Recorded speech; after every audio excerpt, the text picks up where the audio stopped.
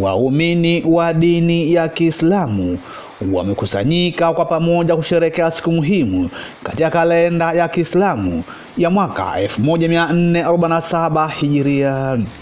Wakizungumza baada ya swala ya Idi katika msikiti wa Ijumaa Selemu mjini Wete, wamesema mfungo wa mwezi wa Ramadhani ni tukio linaloashiria furaha na mshikamano wa waumini.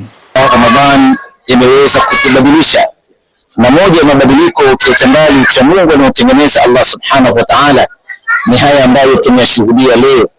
Mwenyezi Mungu Subhanahu wa Ta'ala kwa tendo hili katukusanya pamoja tukiwa katika mabadiliko tofauti, tukiwa katika mabadiliko ya mavazi, tukiwa katika mabadiliko ya taswira, na kutuweka mahali pamoja katika mapenzi makubwa na furaha iliyoje katika hali tulizonazo, kwani tuna mfungo mwingine wa 6 Shawwal kama alivyotuambia Bwana Mtume, yeyote anayefunga siku 6 za mwezi wa Shawwal ni kama kwamba kafunga mwaka mzima.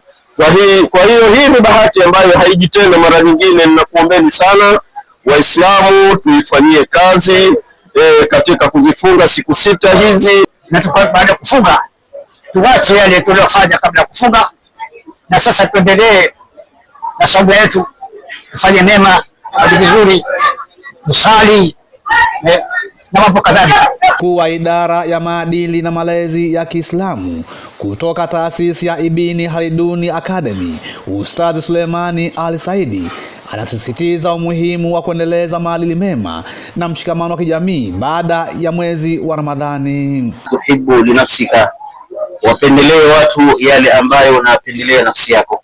Ukiwa wewe unapenda kula vizuri, basi na wenzako wapendelee kula vizuri. Unapenda kuvaa vizuri, basi na wenzako vile vile wapendelee wavae vizuri. Kila ambacho wewe unakipenda, basi kama ni cha halali, basi na wenzako wapendelee vile vile.